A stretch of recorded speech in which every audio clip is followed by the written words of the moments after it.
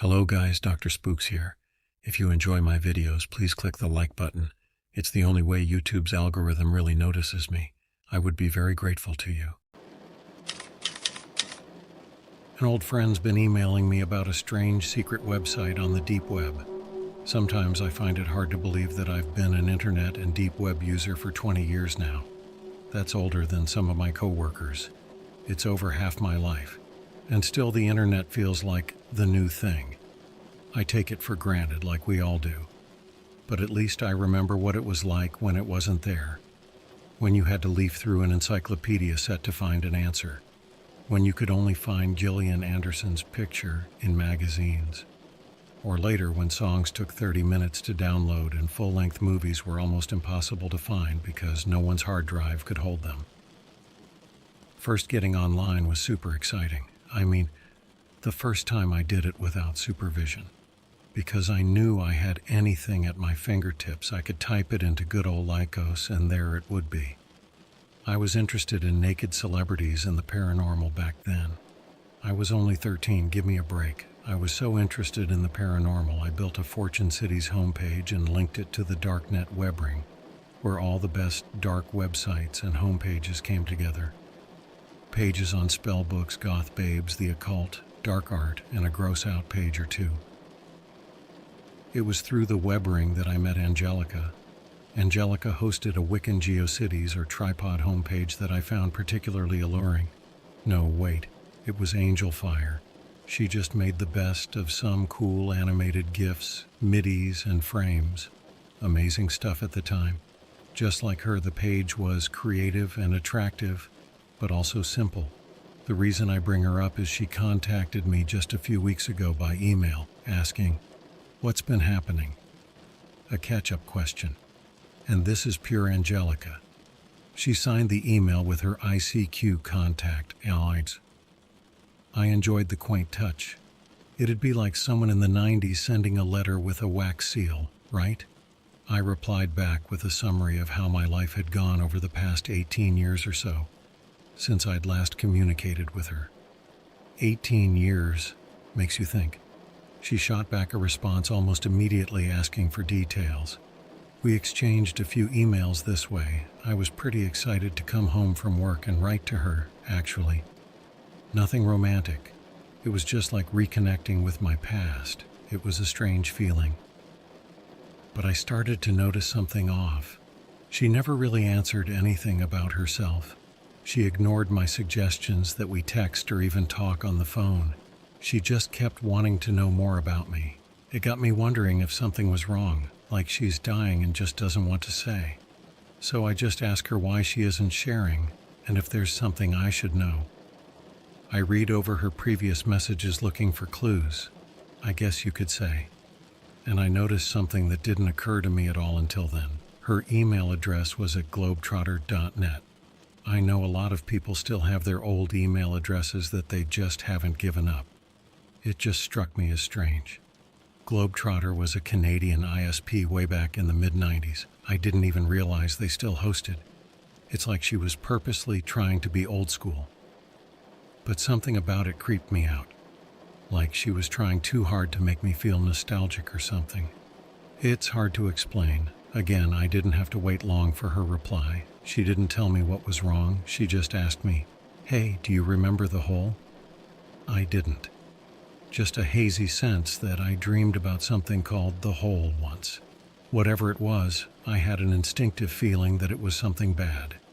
I went over IRC rooms, websites, and news groups in my head, but nothing. She sent me another email before I could even reply. "You really don't remember? The hole was our little secret. Not many knew about it, even fewer how to find it, but we found it. It was right there all along. Sometimes when you'd load Darknet in Netscape, there'd be a tiny black dot in the bottom left corner in all this blank space. You had to hover over it exactly and click it. Then you'd be there. You'd be in the hole. You remember it now, don't you?" She was right, I did. I didn't remember ever calling it the hole, but I remembered that secret little space we found. I remember it was like the browser didn't see it as a real website or something. There wasn't even an address to copy and paste from the bar. It was just the letter M. I tried everything to pin it down to an IP, but M was all I could ever find. I remembered it, but I never liked that site at all. There was nothing there. It was all empty. I remembered being excited the first time we found it, because it was something hidden and it felt like somewhere we shouldn't be. And then I hated it, because it was just empty. And it made me feel bad and empty. I never cared to remember it. I wrote Angelica back telling her this. I didn't hear back from her that night. That was unusual. She normally replied right away. Eerily fast, like she already had her answer typed out and it didn't matter what I actually said to her. But now I was waiting for a response because this whole thing had me inexplicably shaken up. So of course, she doesn't reply. The next day, when I got home from work, an email was waiting. She said that we were missing so much. The hole had so much in it to discover, so many secrets, you could just keep going and going. It was like an endless puzzle. Everyone else stopped at the first layer, but she felt there had to be something else in it, that no one would create and hide this thing for no reason. And she kept looking until she discovered how to go deeper, and she kept going. She said, it's still there to find if I want to go looking. The web ring is gone, Netscape is gone, but the hole is still there. I felt a strange chill down my spine that I brushed off as nerves. I was up for a promotion and a little stressed after all. Then I started to wonder if she was pranking me, but Angelica wasn't really a humorous girl. She'd laugh at your jokes, but she didn't really make her own, and I just felt she was completely serious. In fact, something about her earnestness was really disturbing. I didn't reply to her right then. I decided to run some checks on her because things just weren't adding up. I started with her email address to see if she'd been posting anywhere. I was searching for a while before I hit something. I didn't find any forum posts or websites or anything like that. What I found was that her email host, Globetrotter, had stopped hosting 11 years ago. The email address she was writing from was impossible. Why would she go through so much trouble to create a fake email address that mirrored whatever email address she would have been using in the 90s? That wasn't just quaint anymore, that was crazy. I was really worried about her, but at the same time I was worried for myself. I was never all that close to her. I mean, we hadn't talked in 18 years. Why did she suddenly want to reach out to me? And why just to talk about some long-forgotten website? Because I felt like that's what she was building up to all along. It's just so weird. I kept digging around. I used her ICQ number, her name, the state I believed she lived in. I could find no record of her doing anything after her Angelfire homepage. No Facebook, no Google+, not even a MySpace. It's like her last presence on the internet actually was in the 90s. It's possible to take nostalgia too far. I tried not to think about it. By this point, I'd gone a week without sending her an email or her sending me one. I felt guilty about it, but I had every right. I was losing sleep over this. I just knew I'd regret it if I sent her another email.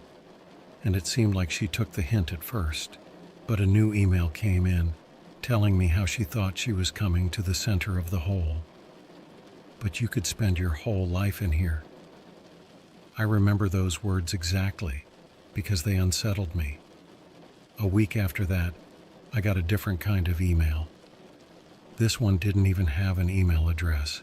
That was spooky enough in itself. But then the text just read, if you get an email from anyone saying they're someone, delete it and forget what you read. It wasn't signed. I figured it had to be Angelica, but it was so vague. I was really getting nervous. I thought about getting the police involved, but I knew they couldn't do anything. I received another email with instructions of where to go looking for the hole. A place on archive.org on their Wayback Machine still had the dot to click on. I thought about going to check it, but the honest truth is I was afraid to check it. Something was just wrong with this whole situation. The another email came from the blank email address. The body was just the link to a Gopher site. Now, I hadn't seen a Gopher site in a good 15 years. I had to download an old browser just to access it. If you weren't around at the time, Gopher sites just housed a bunch of text files and folders. You'd go to Gopher, blah.com. They were usually run by universities. This particular Gopher site only had a few files. They had different file names, but all the files said the same thing. Help me please, over and over. I did get the police involved this time. They were courteous. But they thought I was being pranked. I asked them if they could at least look into Angelica. I told them all I knew about her. They said they'd try. I stopped received emails from Angelica and the blank address after that. I hoped it was over. I think a month passed before anything else happened. I got a large manila envelope in the mail. No return address. I hesitated to open it, but I did. And inside was a printout of all my correspondence with Angelica. Not just the new stuff, even emails I'd written her back in the 90s. I barely remembered them, but I recognized my old email address, and the things I said sounded like teen me. The only thing not in there were the emails from the blank address. I took this stack of papers to the police to tell them something's definitely up. They told me they still thought it was a sick prank. I asked them why sick, because that seemed strong. That's when they told me they heard back from her local PD. Angelica's been a missing person since 1999. Her parents offered a reward and everything. But there weren't any clues. One night she was in her room, listening to music on the computer. In the morning, she was gone. I was so shocked I had to sit down. I had to side with the police that this was a prank now. But at the same time, what if it was her? Maybe she's had a psychotic break or something. Or what else could it be? What's this stuff about the hole? Is it even real? And about the blank email address? I haven't a clue. And that's what scares the crap out of me about this.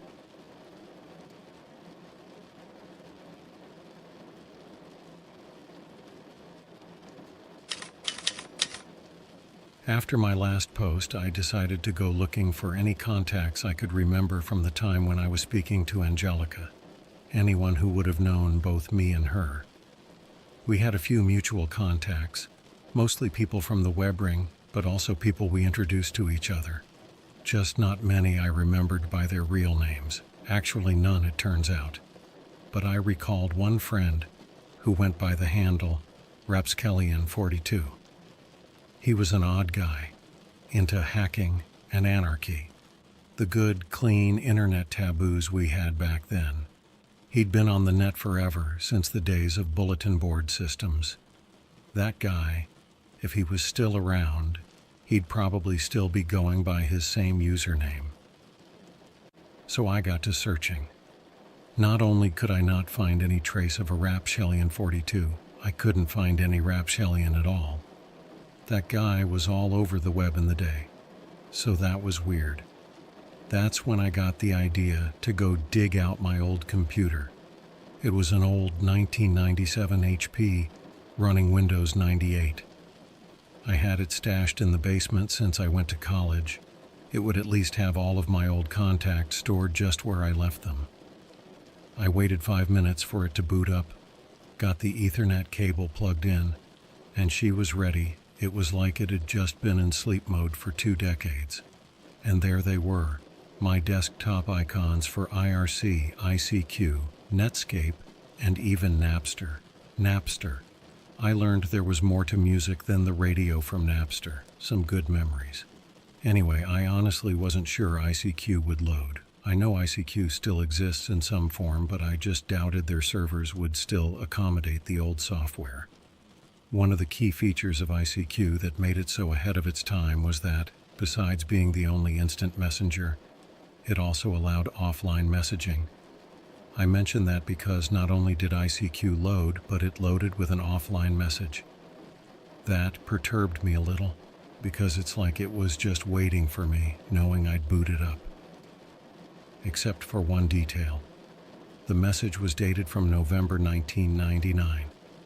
It was from Angelica, so it had to have been sent right before she disappeared. It just said, "You coming?" I went cold. Even weirder is that I know I'd been on ICQ after November 1999. I'd say I used it up to 2001 or so. That's when I went to college. It's like the message got trapped in the server all that time and I was only getting it now. That gave it an even more ghostly feel. I closed the message and looked for Rapskellion42. I was hoping just to find an email address on his ICQ info. I really didn't expect to see a green online icon beside his name. But that's what I got. That only added to how unsettled I was. I checked my phone to make sure it really was 2017. Then I fired off a message to Rap saying, "Hey man, long time no speak." I didn't want to just start with business after all that time. I was relieved when he replied back with a friendly hello and asked me how I was doing. So much weird stuff had happened, I was half expecting him to quiz me to see if I was really me.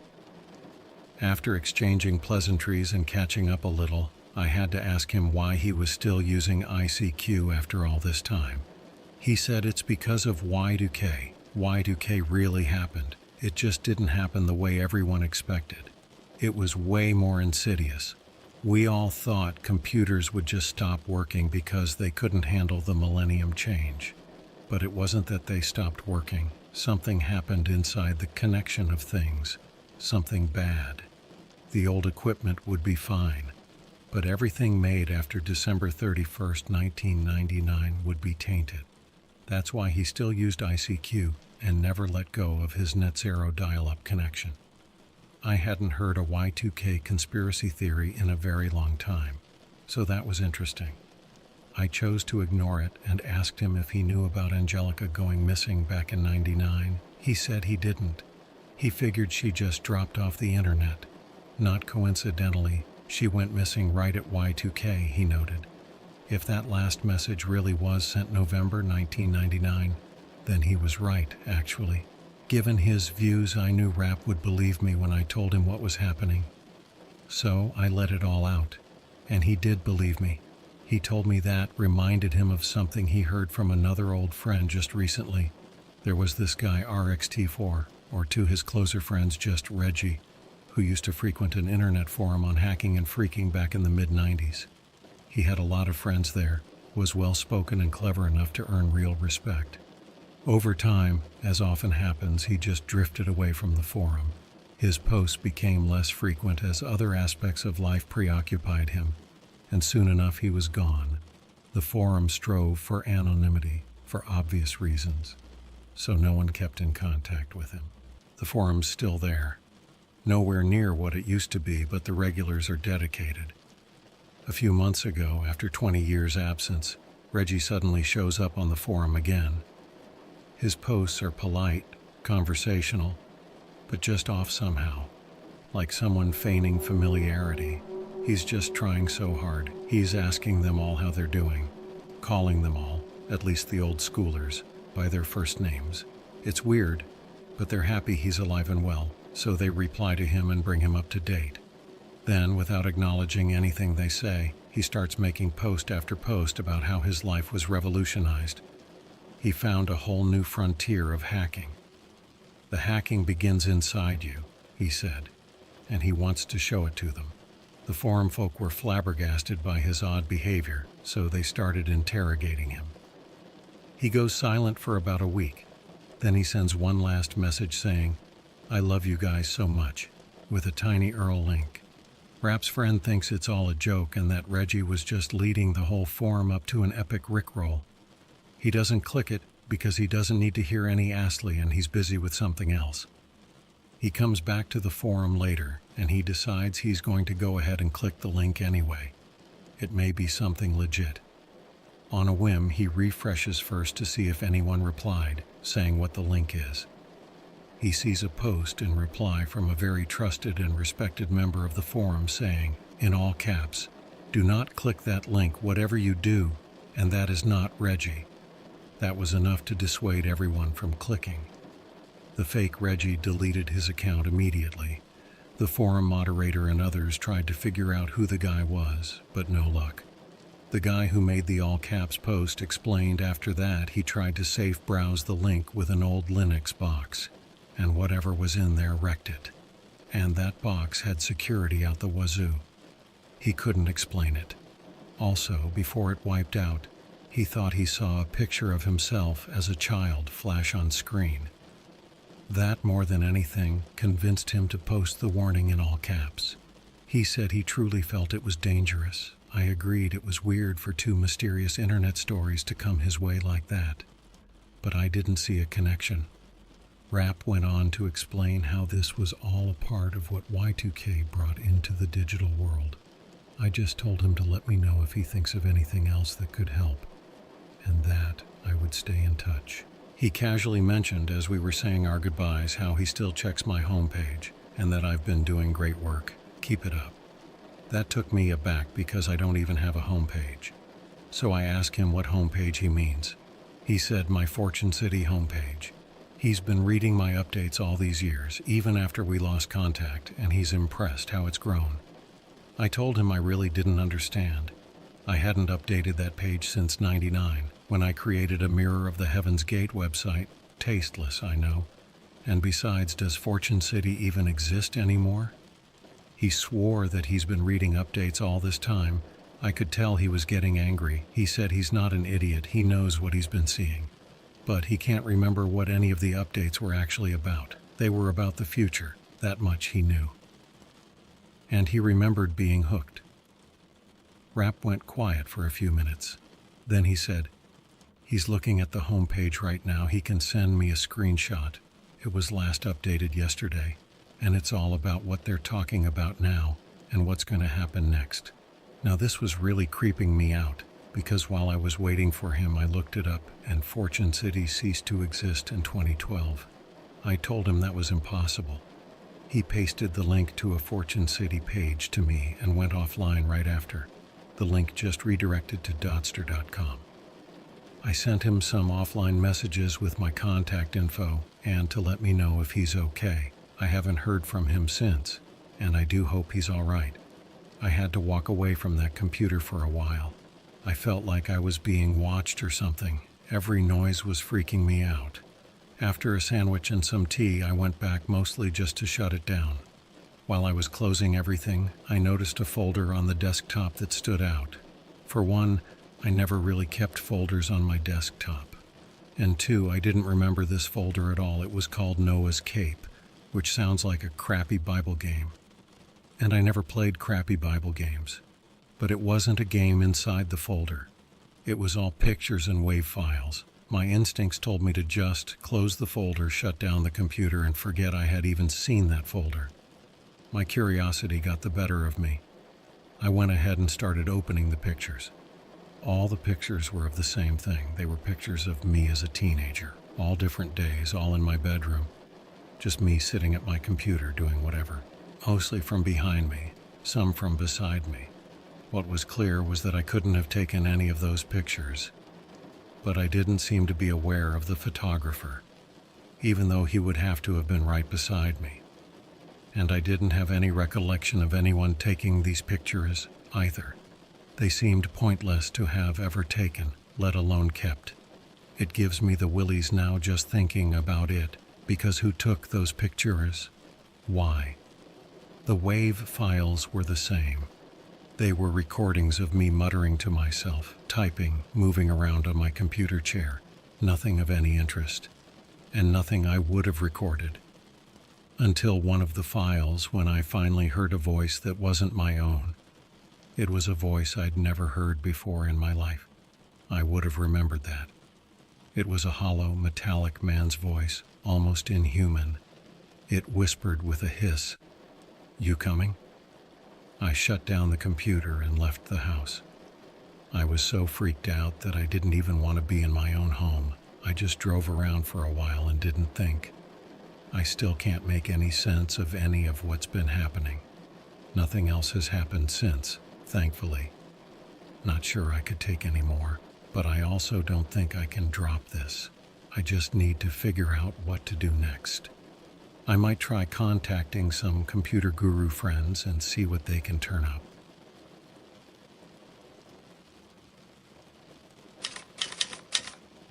So like I said in my last update, I contacted my buddy Ben, who's a real computer wizard. He works IT at the University of Guelph. I know that may not sound like the most prestigious place to be, but they actively poached him.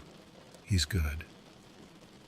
Anyway, I give Ben an idea of what's going on and ask if he can get a lock on that Gopher site for me. I also ask if he can safely do it to see if there's anything to this whole site. He says that won't be a problem. The next day he already comes back to me with the question, is this some sort of a joke? I don't like wasting my time. I've never seen Ben even slightly irritated before. He tells me when he traced the Gopher site, it turns out it's being hosted right there at the University of Guelph. But they don't have a Gopher site, never have. Stranger still, it's inside the IT department's offices. I assure him if it is a joke, I'm not in on it. So he manages to track the server to a storage room in a sub-basement below his office. The sub-basement was abandoned years before he even started working there due to ventilation and mold issues. It's just full of old IT crap now and some storage lockers.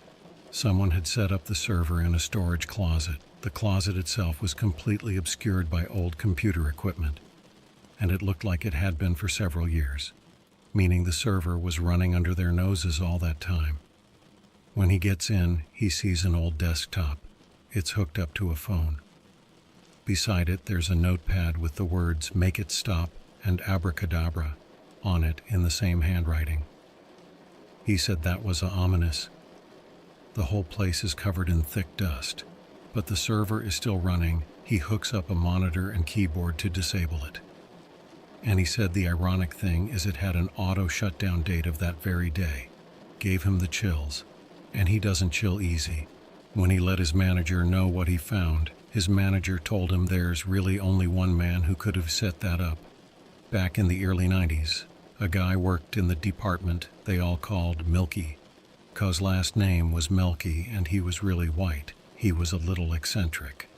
But then he had a burnout and it got worse. It started with him pounding his desk.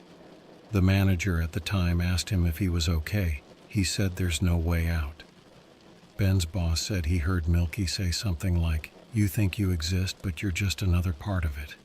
Everything is just another puzzle." Then he asked, "Do I exist?" He said it was eerie. Every day around 3 p.m., Milky started standing in a dark corner of the office facing the wall. He'd mutter some things. The guys joked that he was at his prayers, but he'd always come away looking more upset than anything else. Once a new guy asked him if he was a Muslim, and he replied with, "I'm sorry." And the guy said, "For what?" He said, "It was telling me how your children die." Toward the end, before they fired him, he started telling them about how he found a place on the internet that wasn't made by humans. The guys joked that it was Skynet, since Terminator was a big movie. But he said it wasn't created by machines either. It was just always there, and it showed him things he couldn't unsee. Ben's boss even recalled that he started to tear up. The manager said it was sad to see such a smart guy clearly losing it. He was never caught stealing anything, but equipment disappeared during his shift and it just caught up to him. He told them when they fired him that the secret place got into his head and that he'd sometimes wake up in strange places, and he had no idea what he did. Ben said he wouldn't look up the hole for me. The Gopher site was freaky enough. Because there was one other thing I should know. The server had a link up through the phone line to a really old webcam. Low res, and the image updates every 4 seconds or so. It had been running non-stop since '97. All of them just show the front of someone's house, the same house back to '97. He sent me the photos, because he knew what it was. It was my house. But here's the thing about that. This house that I live in now, I just bought this house 2 years ago. So why was there a camera focused on it since '97? I can't be the target then. I went back to the police with the webcam information anyway. Turns out, even though they didn't really think there was a crime going on, the local police department got curious. Or at least one officer date, Thero. Because the fact that Angelica disappeared meant there was a potential crime tied up in this. He went all out, investigating this, and actually turned something up. He found Angelica. When he told me she was alive and well, I was thrilled, naturally. He said she voluntarily ran away from home and chose not to have contact with her family. She declined to say why, and legally he was bound to protect her privacy. However, when he told her how it came about that he went looking for her, she asked him if she could speak to me. He gave me her phone number. I called her up. I was nervous since it had been so long, and I was excited to hear from her again after thinking the worst. She answered quickly and asked if it was me. I told her yes and said it was nice to hear her voice after all this time. Then she said, without any pleasantries, "It wasn't me sending you messages." I told her I figured that much out. That's when she let it drop. "I don't think you understand," she said. "I have never once in my life sent you any sort of communication before now. I don't know you at all." I felt a little shocked, a little worried, and angry, because a part of me thought she was lying. But what if she was telling the truth? I told her she must be confused. I found her through her Wiccan homepage on Angel Fire, and I described the page to her. She said she didn't make that thing, and I should never have gone there. It's bad. She wouldn't say any more on that. Then I told her all the details I knew of her personal life, about her likes and hopes and dreams and her family. She said it was all true, but whoever told him about it, it wasn't her. That's why she wanted to talk to me now, so I would know the truth. She remembered how it used to happen every now and then a long time ago. She would have people tell her they talked to her online all night, but she knew she'd never spoken to them. And they'd tell her she was doing things she knew she'd never done. She was asleep, or sometimes not even in town. Then they'd get weird or disappear. She remembered this one time she was doing her math homework, and a random guy messaged her with the solution to the problem. She was terrified. But she asked him how he knew her math problem. Was he spying on her? And he told her no. She asked him for help. She didn't believe him. So he sent her a screenshot. The message was from a day ago. She'd just gotten the homework that day. She said the worst it got was when she messaged a close friend of hers she saw online on ICQ. Her friend replied with, "Who is this?" She thought it was just a joke, so she said something silly. She didn't remember what. Her friend said she didn't think it was cool to be hacking Angelica's account, or if this was her brother, to knock it off. Angelica swore it was her, and her friend replied, I know you're not Angelica, because Angelica's sitting right here with me." She knew this friend wouldn't joke like that. She didn't have the imagination for it. Whatever it was, her friend really believed she was in the room with her, but she wasn't. Her friend always insisted she was there that night. She said Angelica was showing her her cool, new homepage. The friendship fell apart after that, because her friend got strange. That was the first she'd ever seen of the homepage, and she knew it was bad juju. I asked her if she'd ever heard of the Hole. She went silent for so long, I thought we lost connection. She said she's still there, she just never expected to hear that again. There was this guy who used to harass her back when she was just about 12 or 13 on IRC. He called himself Holy Moses. He started off nice. He seemed to understand all her problems and to know what she was thinking. At 12, that felt romantic.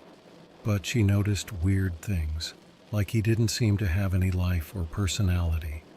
Any time of the day, he was always online and active, but no one knew anything about him. One day he started telling her stranger things, like Do you remember the 3 men dressed as bees at the Halloween party? She didn't know what he was talking about. 8 years later, at a college Halloween party, she saw 3 men dressed as bees sitting in the corner of the room. They weren't doing anything, just sitting still and staring at the floor.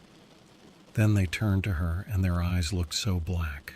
She ran out of the party. Another time he told her, "You can drink and smoke, you died in a car crash." It scared the life out of her. She briefly wondered if she really was a ghost, she said. When she told him to stop telling her things like that, he said there was a place she could go that was for special people only, and she'd never need to go anywhere else. It was a place on the internet that was infinite in all directions. She said she remembered him saying that specifically, and everything she needed would be there. It was called The Hole, and she just had to send him a message with the letter M to get there. She actually tried to do it, because things weren't going well for her. But she sent the letter in by accident because her hands were shaking. Holy Moses went offline and she didn't see him after. Until 2010, when she got an email from the New Commandments holymoses.com saying, "You coming?" If anyone was impersonating her, she said that was the most likely person. At the time, she was so naive. Looking back on it now, talking to me, she said he was the creepiest person she'd ever encountered. Just thinking of him creeped her out and made her afraid he'd sense it somehow and come for her. She said that was all she had for me and not to call her again. I thanked her for taking the time to talk to me at all and wished her the best in her life. I think I'm going to need some time to process all of this.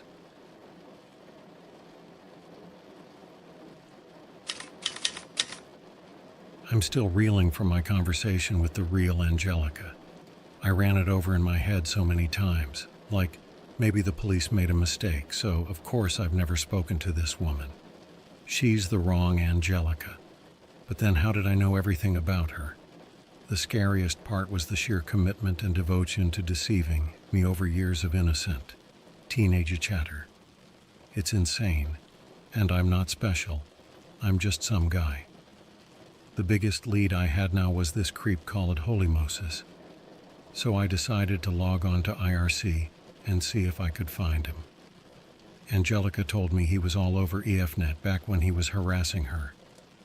It's a long time since I've used Merc.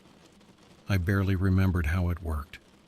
I was introduced to IRC by a group of furries, before I even knew what furries were, with a server called YIFnet.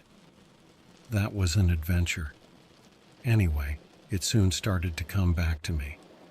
There are so many channels on EFnet, it would take forever. So, I decided to focus on channels that would have been relevant to Angelica back in the day. I just started asking in channels if anyone knew of him or heard of him, but each time I mentioned Holy Moses, the channel fell to almost complete silence. I didn't get a yes or a no, I got ignored. Sometimes users even started to leave the channel. I was about to give up and try another avenue when I got a private message from U47284U. He, or she, I guess, told me I shouldn't be doing what I'm doing. I asked him why. He said it doesn't come off well to them, whatever that means. And that Holy Moses is just a bot. Been around forever, never logs off, and is almost always idling for days at a time. I told him if that's true, why is everyone so reluctant to talk about it? I didn't want to tell him Angelica's story. I just wanted to find out what he knew. He says the whole thing weirds people out because nobody knows who built Holy Moses. Nobody. Over decades, no one has even claimed ownership. Not even trolls. Nobody knows where it came from, or why it's there. It doesn't do anything. It's just there, he said. That's the most awful thing about it. Legends have built up around him, like it's a government supercomputer monitoring IRC, or it's the KGB, or a ghost, a bot left running long after the owner died and his bank account keeps paying the bills. But no one knows. It's just there. Users have tried messaging it, and it never responds. It never interacts in any channel. It offers no services. It has moments of apparent activity where it is no longer idle, but no one has been able to detect what it does during this time. Except occasionally it'll change channel seemingly at random. He said there's only one time when it did anything substantial as far as anyone knows. Once in over 2 decades, and it only made things weirder.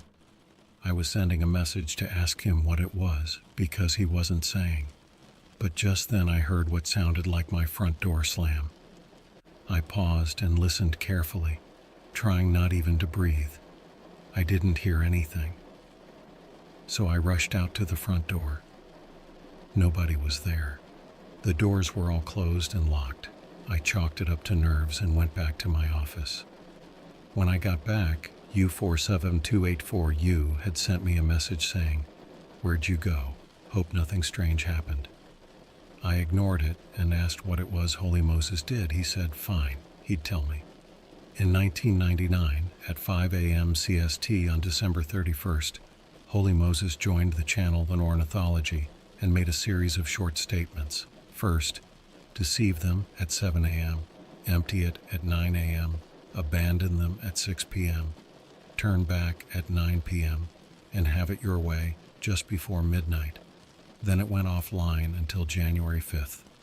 Why? He asked. Why be silent and useless for years, do that, and then never do anything after? Sometimes, when he really thought about it, it gave him the heebie-jeebies. That was all he knew, he said. Or anyone knew. And he reiterated that I really shouldn't be looking into this and to just drop it. I thanked him for his help. I remembered a little more of what commands my RC had after getting into the groove some. So I tried a huis on Holy Moses to see if he was out there. He was. Or it was. It was on one channel only, Still Life. It'd been signed on for 16 days and idle for 3. Its IP was just a Y. I was thinking about going to the channel and messaging him to see what would happen. But I got another message from U47284U suddenly. I told you to drop it.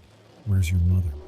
I closed out of Merc immediately and walked away. I figured it was just a nut trying to psyche me out. And it worked. But after it sunk in, I realized I'd better call my mom and make sure everything's okay. To my relief, she answered the phone pretty quickly. I asked if everything was okay. She said sure, except for my little prank. Right away, I felt a chill. I hadn't done anything. I tried to calmly ask her what prank. She said the 2 guys. They showed up with a note from me to let them in. They don't say anything or do anything. They've just been sitting there, with their chairs pulled together, in her kitchen, just looking at the floor. You don't recognize them at all? I asked her. She laughed and said no, but I think she was starting to realize I didn't know what was going on. They're dressed in bee costumes, she said, almost as an afterthought. I told her to calmly get out of the house and call the police because I didn't have anything to do with this. She said she was upstairs. She'd have to go past them to get out. I told her to keep me on the phone until she got out. I listened carefully.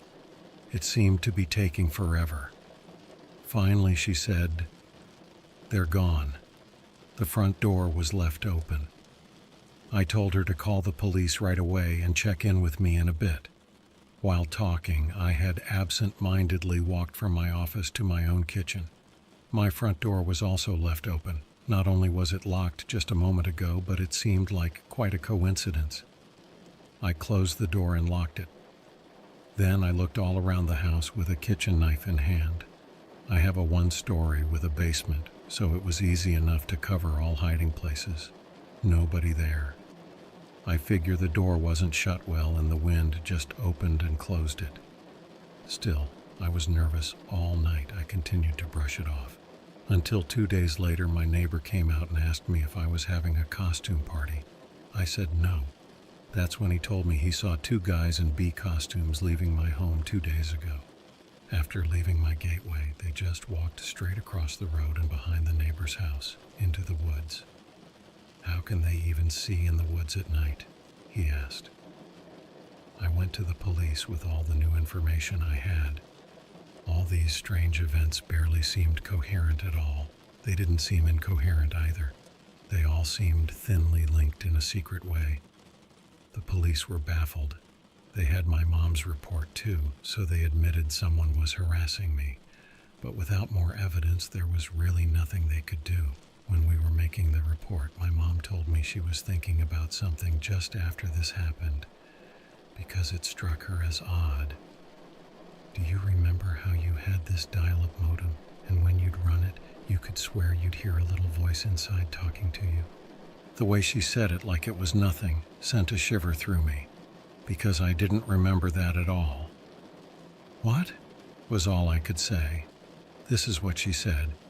"Yes, you'd said it ago, and in all the beeps and pops you said there was a little voice in there with a message. To me it was a lot of crazy noise, but you made me get real close and listen. And you told me it was saying, 'Everything's better in here. Abracadabra.' Can't believe I even remembered that."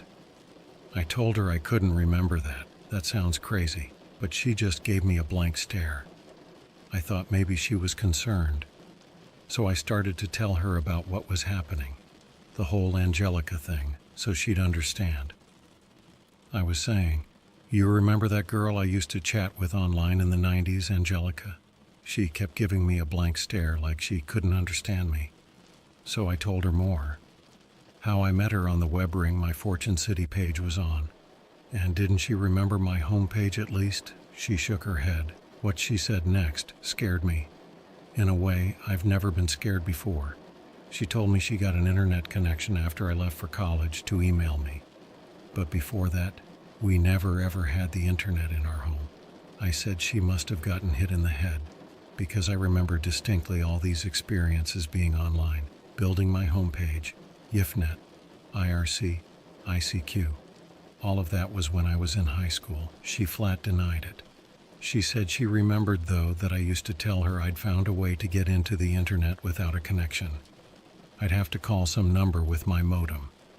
Then I'd have to sit still at the screen for a few minutes, something like that. She always thought I was joking before day. Thero came to get us. She looked into my eyes and said, "You should be careful on that internet, you know," and rose to shake the detective's hand. I was grateful to get off the subject. The detective offered to have a friend in computer forensics take a look at some of the sites I'd reported. But he didn't have much hope. I went to the casino after that to drink and waste money.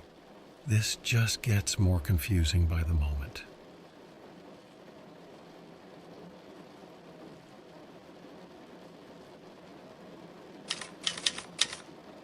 I continued to argue with my mother after my last update.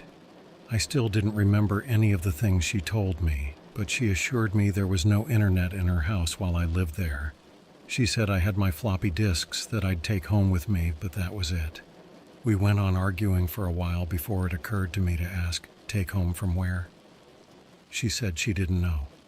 I'd go out at times and I'd come home with disks.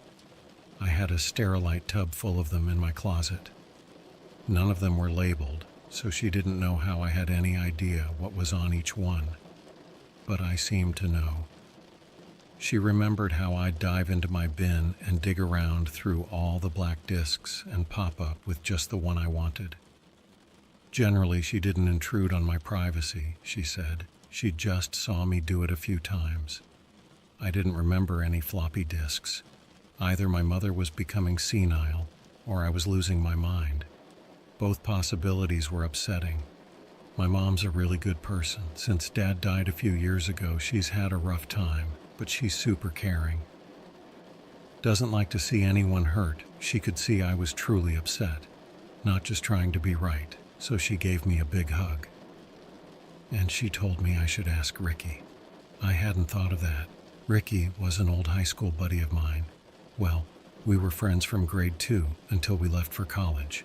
We just drifted apart. I have him friended on Facebook, and we never talk. She said when I'd go out to wherever it was I went, I usually had Ricky with me. We'd walk all the way across the bridge into town to pass our weekends. I decided to take her advice. I sent Ricky a message on Facebook. He wrote back really fast. I was surprised because I never see status updates or any activity from him. I asked him if he was free for a phone call. I was scared about having another internet-only conversation about this stuff. Facebook said he was typing a reply for about 5 minutes before my phone rang. I didn't recognize the number, and I know I never gave mine to Ricky. So I hesitated. While I waited, Ricky started typing out. Over and over. So I answered. The voice on the other end sorta sounded like Ricky. As much as I could remember, but like he was really far away on a beat-up CB. I don't know why, but it made me feel weird and uneasy. I said I think we have a bad connection. He said it's the best possible and that he knows. I was about to ask what he knows when he said alt.rec.birdwatch and hung up. I got a message on Facebook saying, "Nice catching up." He wouldn't answer anything I said after that. I used to browse news groups as a teen, mostly for the porn at the alt-binaries groups. Now I had to look up how to get to news groups. I remembered being able to do it through my email software, but apparently that's not a feature of Outlook. I looked up newsgroup readers and found one I used to use back in the day. Forte Agent. I found some servers and started looking for alt.rec.birdwatch. When I finally got on, I found it was mostly British upskirt photography. I didn't understand why Ricky wanted me there until I saw a post with the header, "Remember the dog," and instantly felt chills. I didn't know why, but there was something to it. Something from my past. This is what the post read. Everyone remember how sometimes you'd go in there and it'd be all dusty and no one was there, like it was abandoned years ago, but you could still go sit at a computer and get online? And remember how sometimes you'd go in and there'd be these people there and they were really weird and they'd just watch you like you were a rat in a maze, and sometimes they were in costumes? Anyone remember the dog? Sometimes there were no people and there was just this dog at the counter. I think it was a golden retriever. It never panted, but it watched. And sometimes it'd make you do things. That was it, and that was enough. I was trembling slightly. It didn't look like anyone replied, and that was posted 3 years ago. It seemed out of place, for sure, but I knew what she meant, and I started to remember now. I remember at least that there was an internet cafe in town. It didn't last long. Like most internet cafes, it popped up around 96, 97 to take advantage of the internet craze and let people who didn't own computers experience it. When personal computers became more common, they died a quick death. This cafe was popular with the teens in 96. It got stale after that. That's when something happened to it. It changed management or something. It changed. We tried going back just to hang out. But most kids didn't want to be there. I had some friends who just wouldn't go. Or say why. But Ricky and I would hang out there all the time.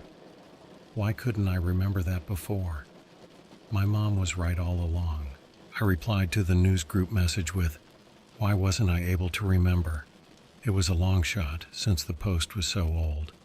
Then I started looking through the other posts to see if there were others like it. There were others.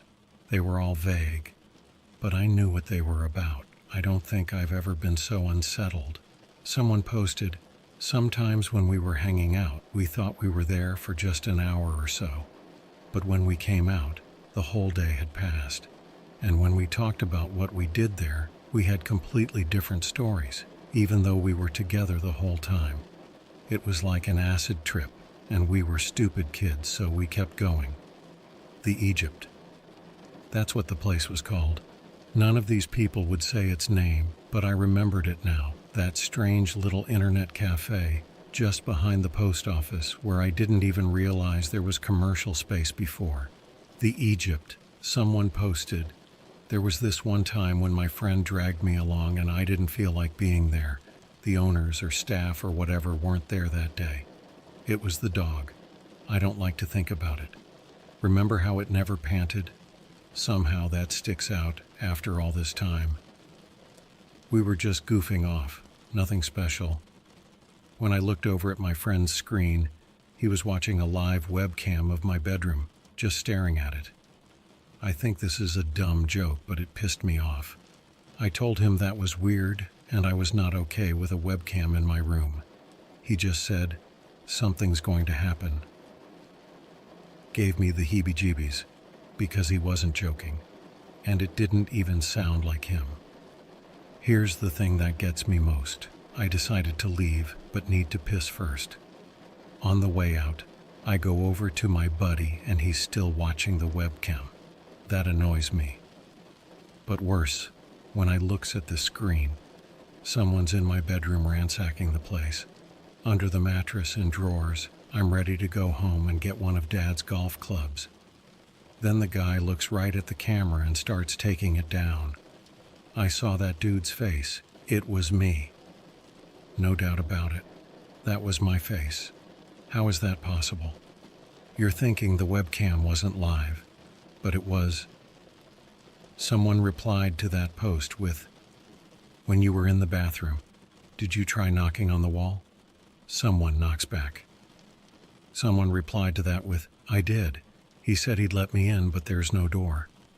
In the sea of birdwatching photos and upskirts dating back to '95, that was all I could find. I closed it down. It was too much. I was psyching myself out. But later that day, I had a reply to my post. It read, "You weren't meant to." I felt it then, that something really wrong would happen in that place.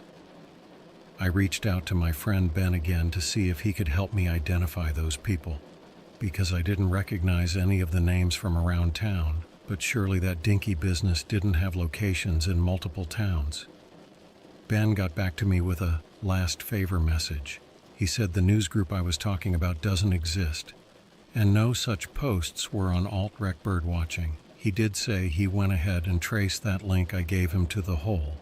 He was able to link it to a specific address, which he gave me, and I recognized it. It was the address of the government duplex I grew up in. It seems like every answer is just a lot more questions, but I've made up my mind to go back to my hometown and check it out. If I find anything, I'll let you all know.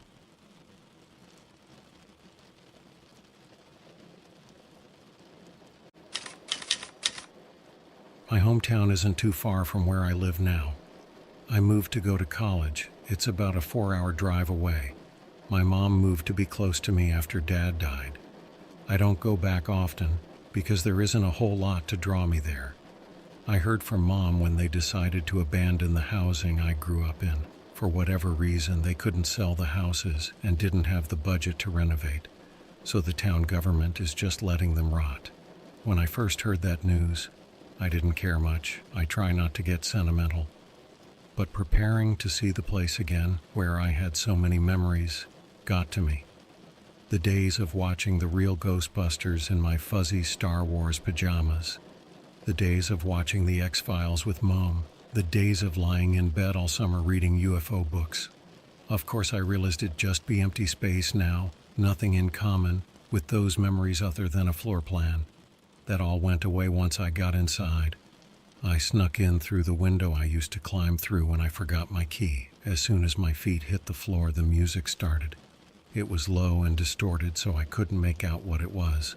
But I was sure it wasn't playing until I entered. Someone else had to be inside and knew I was inside, and that scared the heck out of me. I waited for a sound other than the music, but it was just the music.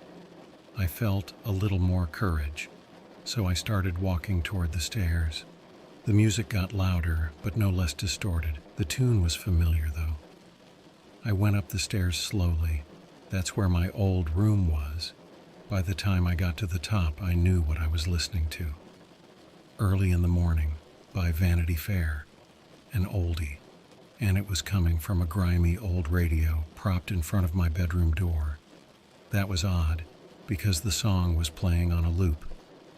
I switched the radio off. Then I realized I'd telegraphed my exact location by doing that. I broke out into a cold sweat for a moment, waiting for something to happen. but all I heard now was a buzzing from in the room, like a beehive. I also saw my name placard was still on the door. Other people had lived here after Mom left, I'm sure of that. Why would they have left that? I opened the door. I didn't and still don't know how to react to what I saw inside. The room had been set up to look exactly like it did when I was a teen. Not like it did after I left for college or even just before, like it did in 1999, down to the details. The Halloween lights around the desktop, Fangoria posters on the walls, my old Mr. T pillow on the bed. Someone had to have known my room in intimate detail to have done this. Who could have? And why? It made no sense. Then there were some details that were off, but in such a way that it seemed intentional. Like in my Candyman poster, it said it starred Tiny Lister instead of Tony Todd. And the wall was painted with the same stucco, but the color was a shade or two off. Things like that. They were everywhere. That was more troubling to me than the recreation itself. I found where the buzzing was coming from. The computer. It was running. Maybe Ben was right about the hole. I sat down and activated the screen. Like the rest of the room, the desktop was a faithful snapshot of 1999. Every icon just as I remembered. I couldn't find anything running out of the ordinary. It just felt strange, like I was transported to the past. That's when I noticed the one thing out of order with my desktop. An icon way in the corner, almost off the screen, called Milk and Honey. I never had any such file, I'm sure of that. I started moving the mouse up to it. I felt strangely afraid to open it. Before I could, the radio started blasting early in the morning again. My heart almost stopped. I looked behind me expecting the worst. Nobody was there. I got up to switch the radio off, but it was still off. I checked the batteries, and there were none. That's when I realized the music wasn't coming from the radio. I wanted to get out of there. I felt fear before. I don't think I've ever known what dread feels like before then. Not really. But I had to find out what Milk and Honey is. It loaded a Telnet connection. I hadn't seen one of those in a while. The connection worked because in a few seconds an ash-eye mountain filled the window. I waited and waited for something to happen, but nothing did, just the mountain. I tried submitting some inputs. I even wondered if the connection died. I was going to retry, but I got a phone call from Date. They're out just then. The first thing he asked me when I answered was, "Are you alone?" I thought that was strange, but I told him I believed I was, but I wasn't sure. He asked where I was. I told him. He said I needed to get out of that house slowly and calmly, get in my car and drive back to him. I'd never heard him sound like that before. Something was definitely wrong. I was ready to listen, but I wanted to know what's going on. He said he had a gut feeling about something and decided to check back with Angelica to make sure everything was okay. Everything was not. He said that girl he'd put me in contact with 2 weeks ago was not Angelica. They had no idea who that woman was because no one's been able to find her. The home she was in was apparently a rent house between renters. Nobody lived there at the time. All they found left behind was a script detailing what she was supposed to say when she spoke to me. I was speechless and confused. I'd just readjusted my thinking to believe everything with Angelica was a lie. And now that the truth about the lie was also a lie, did that make the lie true? But it got worse. Det. Therout said he contacted Angelica's family again and asked more questions. A lot more. She had every message I ever sent her printed out. Pictures of me, a map of my hometown, a doll. He said in some of the pictures I was clearly sleeping. Did I know of any such pictures? I couldn't speak. He took my silence for a no, and he was right. "There's more," he said, "but you have to get back here now, calmly." I thanked him and prepared to do just what he said. That's when I noticed more had happened on the Telnet screen. There was a question up. "Are you alone?" That was what the detective had just asked. That was frightening enough. I typed, "I don't know." Then text started appearing very slowly, letter by letter. I took a picture so I can type it out as it was. "This message is a warning transmit to be dilettants after 2K Brea. This devia shoot it all down, get it, save yourself." It repeated 3 times, then the connection ended. I tried it again, and it just wouldn't connect anymore. I wasn't sure what to do. It didn't feel right breaking the computer, so I just unplugged the power from the back. I got up, ready to calmly exit like the detective said. I would have been okay, I think. But I saw something that'll never leave me for as long as I live. There were strands of dark hair flowing from under the bed. I froze where I was and kept staring at them to make sure I was seeing right, that it wasn't just threads, because it was dark in that area. As my eyes adjusted, I realized I wasn't just looking at hair. I had been looking right into someone's eye for half a minute, and whoever it was had just been staring right back the whole time. I screamed, and I ran, jumping several steps at a time out the front door. I resolved to never ever go back there again. I don't know who that was. I didn't want to find out. Knowing I was being watched that whole time, it still felt like that eye was on me. That's pretty much ruined my memories of that place forever. One more thing before I end this update. I went to where the Egypt used to be before I left town. It had been converted to a pub. People were there, so I felt comfortable going in. I got a much-needed drink and asked how long they'd been here. So happened I was speaking to the owner. He said the place was a foreclosure he snatched up in auction. The previous owners just abandoned everything. The computers were still running when he moved in. He figured they'd been stealing electricity from the post office. I told him I used to come here for the internet. Then he said my name and asked, "Is that you?" I wasn't sure I wanted to answer, but I did. I told him it was. He said there was a little box left behind with a note asking that it be given to me. It was junk, he said, just old floppy disks, but he liked the mystery of it, like a message in a bottle kind of deal, so he held on to it. I had to buy a disk drive before I could even read what was on them. I'm not sure what to make of it. Each disk had a picture of a different teen. Some information about each one, a bunch of bookmarked websites, and copies of different internet activities. They all had 2 things in common. They were all missing children, and they all had internet contact with Angelica, except for one of them. That one was Angelica herself. I handed it over to the police. This is way over my head.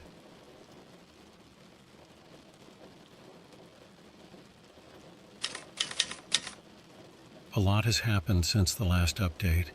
It began when I turned over the floppy disks to Det Thero. This became a big deal to the RCMP because it connected a bunch of missing persons cases that were cold and that no one thought had anything to do with the other. The problem is the cases are all from back in '99, not long after I turned in the disks, Det. Thero came to ask if I was completely certain that the pub I was in was behind the post office. I confirmed. He said I had to be mistaken because that place was empty when he went. Then it must be closed for the day, I figured. When I was there, they had quite a few patrons, a slot machine in the corner, a TV blaring a sports game.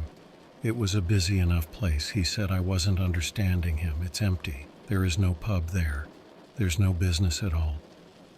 That building had been abandoned for years. It was covered in dust, and there was nothing but a few old computers against the walls to show anyone had ever been there. I felt something like vertigo. I knew I was just there. I talked to the bartender. I had a drink. How could that have just vanished? I told the detective he could dust the box of discs for prints. The bartender handled it with bare hands, and that was the only building behind the post office. I didn't know what to say that'd make him believe me. Then he said with a chuckle, "Oh, there was one patron, a stray dog. I don't even know how he got it. It was all sealed up." I didn't think anything of this. until he said he's been with me ever since, so well behaved. I asked if it's with him now. He said yes. I felt shivers down my spine. I asked him, "It's a golden retriever, isn't it?" He asked me how I knew that. I didn't try to explain. I found the first excuse to hang up. He did tell me he'd been to my old home. There had clearly been someone squatting there, he admitted. They seized the computer to be certain, but there was nothing mysterious. And the thing under the bed was a doll. He even sent me a picture. I told him that thing in the picture isn't what I saw. The eye I saw was wet, and it saw me. I can't blame the detective for starting to doubt me. Nothing about this has made sense, and everything I thought I understood turned out to be something else altogether. Even I'm starting to doubt me. I wanted to keep busy myself, so I started doing some research into local records to see if I could find who owned the place. I expected to find some change in management in the 90s, or where the place got sold in the 2000s, but there were no records of the sort. Because it never did get sold or change management. It was purchased in 1980 and had had the same owner ever since. A company or organization called The New Way. It didn't seem like it could be the same owners because that place was never used before the Egypt. In 1980 there wasn't really an internet. Who would buy a place and do nothing with it for 15 years, just waiting for the internet to happen? I just couldn't find anything else. Nothing on the company at all. It's hard to describe how alone I've felt these last few weeks. I've talked to a lot of people about it, but their help has been limited. That's why I decided to try to go back to alt.rec.birdwatch, if it was still there. At least there someone might be having a similar experience, and I had no trouble finding it again, actually. I don't know why Ben couldn't. So I made my post. I asked if anyone else had heard of The New Way. Then I waited. To my surprise, I got a call from Ben right after. He asked me if I'd done anything recently. I asked him to be more specific. He said, "You must have done something because something happened." I still had no idea what he meant. He sounded strange. His words were just slightly slurred, and there was no accent anywhere in his sentences, just a string of words. "Something's happening right now," he said. I booted it up again. Ben was just the most rational, bland guy. Something was definitely wrong for him to be acting like this. So I asked him if he was okay. He said that I needed to check my messages. I asked what messages. "Listen," he said. "You have to check your messages. They've been waiting for you." The whole thing didn't feel right at all. I asked him again what messages he meant. All I heard was little whispering sounds like psst, psst, psst. I thought I was losing him. But when I listened carefully and turned up the volume, I heard it. He was saying please over and over and over. I felt a pit in my stomach. I asked if he needed help, if there was anything I could do. He went silent for several seconds. I said, "Ben." Still silence. Then he shouted, "Please." So loud I dropped my phone. I scrambled to put the battery back in with shaking hands. And then I called in a wellness check on him. I called the Guelph campus too, just in case. I didn't know what else to do. I'd never experienced anything like that. I checked my email right after to see if I had anything from him, but I didn't. I had no voicemails, the only other messages I could think of what ICQ. So I powered up the old computer again to check on my ICQ account. It's possible there was nothing. I just had to make sure. It felt like it was taking forever to start up. When it did, I did have a message waiting. It wasn't from anyone I recognized, but I don't think it was from Ben. The name on the account was Constance Ake. The message said, "Heaven." There was a link to an MP4 video. I clicked it. The download box said it would take 30 hours to complete, so I just let it go. I tried replying to Constance too, but ICQ alerted me that the account was disabled. I also couldn't find any results on any search for such a person. I don't think Ben would ever make a fake account like that. But how did Ben know about the message? I got contacted by Guelph University's campus security later that day. They asked me when I'd last spoken to Ben. I told them. They said he hadn't been to work in a few days and has not been answering the phone. I was the last one to hear from him, and they recommended I file a missing persons report. I did. So far, nothing's come of it. I'm worried about him. The next day, I got an email replying to my post. I recognized the address. It was the same person who posted about the dog. She said I needed to call her urgently and provided a 1-800 number and a series of numbers and letters for it to BMT. I got an interactive menu system for a tanning supplies company. I pressed each of the numbers in the order she said, and the system said I was being transferred to an account specialist. I heard someone pick up the line. Almost right away she said, "You went back to the cafe, didn't you? You shouldn't have done that. Was it the pub?" I think I gasped. She said she couldn't talk long, so I had to just listen. She wanted to tell me something that might help me. She said she started remembering about a year ago. She remembered the sessions in the Egypt. They preyed on vulnerable misfit kids. Whoever came there got introduced gradually to this website called The Hole. Once they showed it to us, we had to sit there and study it, solve its puzzles, but it'd change us. That's what they always said. She didn't know if they built it or not, but it's what they were all about. This is the thing to remember, she said. I think we're still in the hole. I tried to ask her what that even meant, what she was talking about. She had already hung up before I got the chance. I haven't heard from her since, or from Dade. They're out. Still no news on Ben. I don't know if I'm any further ahead. Every step forward is 3 steps into the mist. That's how it feels anyway. But I do have one other thing. The video file finally finished downloading. I knew what I was looking at as soon as the video started playing. It was VHS security cam footage of inside the Egypt. It's been a long time, but it hit me fast. There was no timestamp. The footage was grainy and the tracking was off, but I knew it.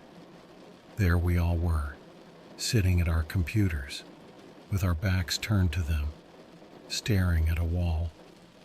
I was able to pick myself out in the group. We just sat there, staring ahead. Nobody was moving or saying anything. I couldn't make out what the computers were doing behind us, but we weren't touching them. What were we staring at? What were we doing? Why would I do this? I couldn't remember any of it. I was the only one that ever looked away from the wall. I kept glancing over behind the bar. It was hard to tell, but I think I was afraid of something. I looked frightened.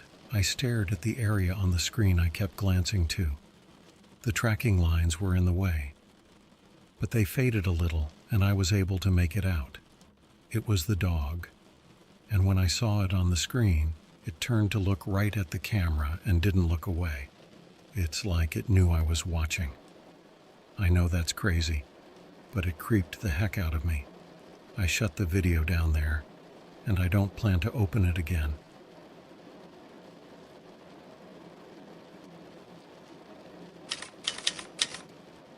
I'm still pretty shook up, and I'm done with this, but I'll try my best to explain this clearly.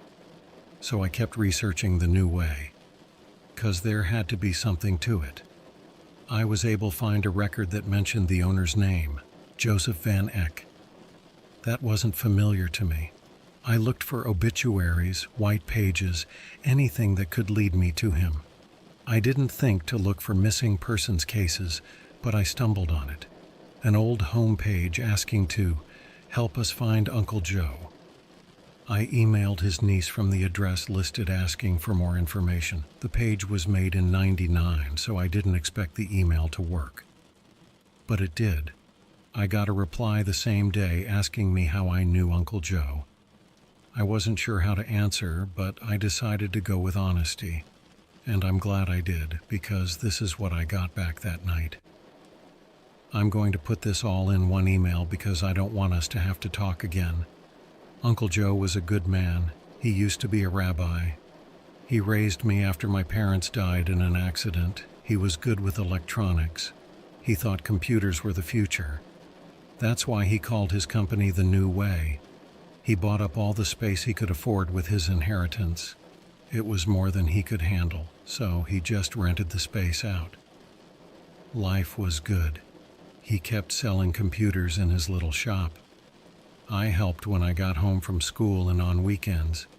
He kept bees and I helped with that too.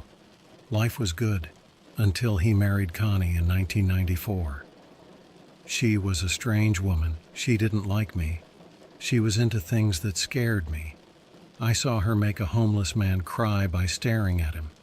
Animals would go quiet when she was around.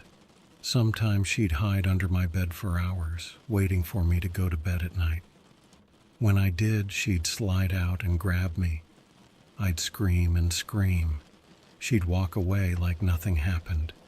She didn't laugh or say anything. I didn't understand. I still don't.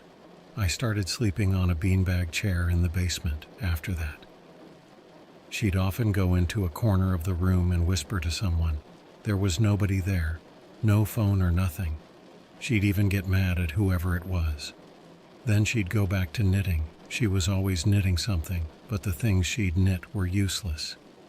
Gloves with 3 fingers, socks, but she'd seal up the ends so you couldn't wear them. I didn't hate her. I was scared to death of her. I don't know why she made Uncle Joe so happy.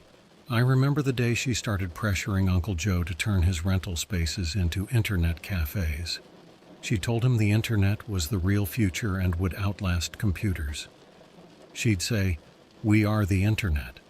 She made him get it at home, even though it was really expensive then. She had him go to this website she called The Hole.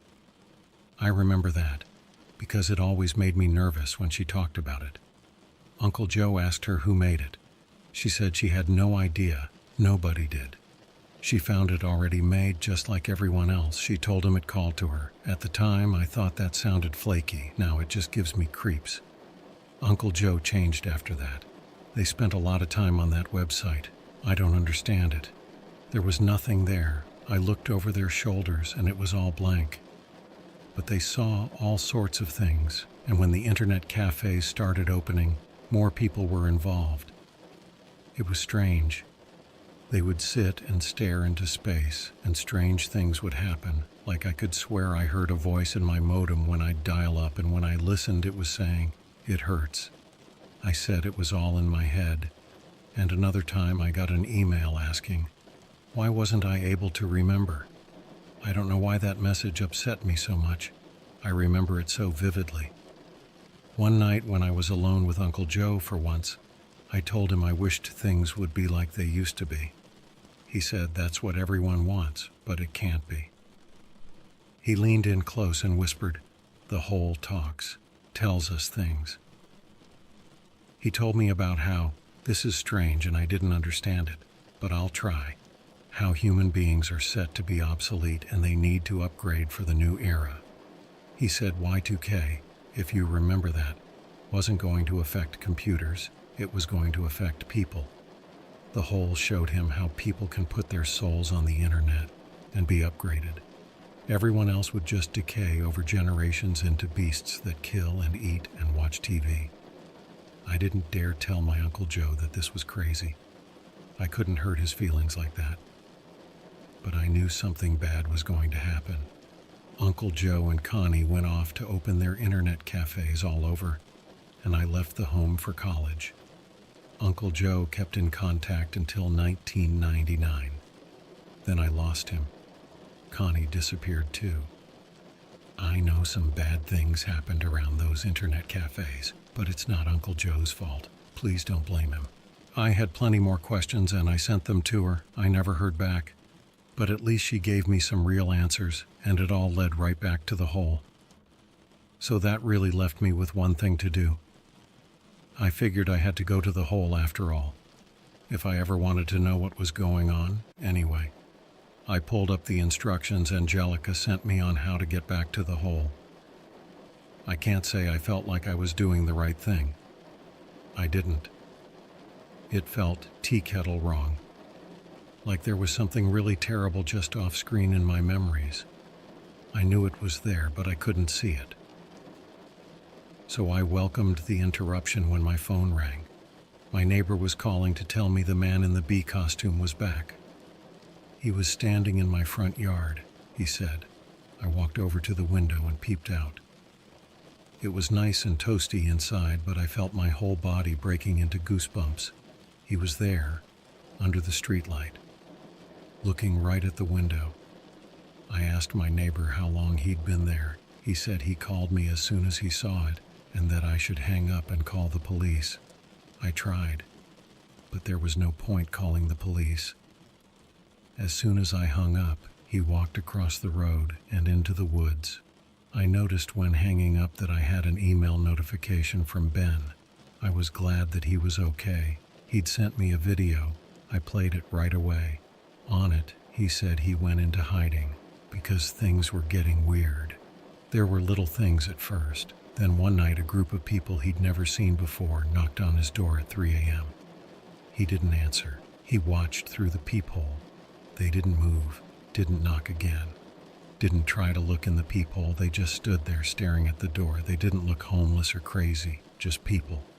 He called through the door that they had the wrong address. They started laughing, loud, fake guffaws. Then they silently walked away. He said he'd been getting calls where he just heard a dog growling on the other end, and then a few growly words like "why" and "abracadabra." Then he started having fits. He upset a lady at the grocery store during one. "Whatever I got into," he said, "it's bad juju. Like KGB or Illuminati bad." He pointed the camera away from himself to a computer monitor. It was an old webcam. Every 5 seconds it updated with a new image. But this one wasn't pointing at my house like before. It was pointing at a doorway in some dark room. "Watch," he said. I did. There was a shadow moving around. It could be nothing, but I waited and watched. I figured if it was nothing, Ben wouldn't have kept recording. Finally, I saw something entering the frame. It was a man. The image was so grainy it was hard to say who at first.